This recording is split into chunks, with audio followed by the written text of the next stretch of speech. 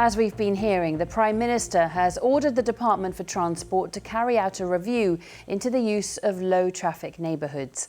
LTNs are being used all over London, but they're highly divisive, with critics arguing they push traffic onto other roads and causing congestion. Barry Caffrey reports. This LTN in southeast London has been in operation since 2020.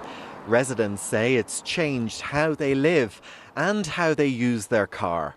LTNs aim to reduce traffic in part by preventing drivers from driving along these quieter residential roads and using them as through routes. LTNs aim to encourage people to walk, cycle or use public transport, and some research suggests they reduce localised pollution, but critics argue they harm the freedom of drivers.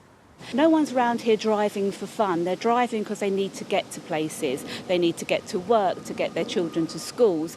And I know we want to try and get people to walk their children to schools, but sometimes it's just not possible.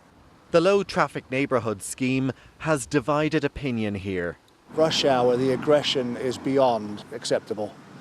Drivers driving up the wrong side of the road, arguments, road rage.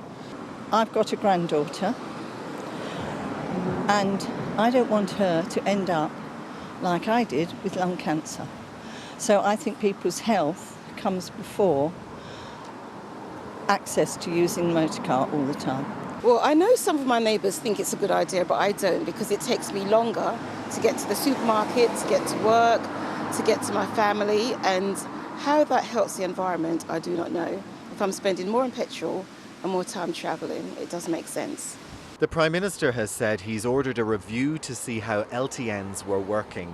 It's not clear whether the government could make councils alter or scrap existing schemes.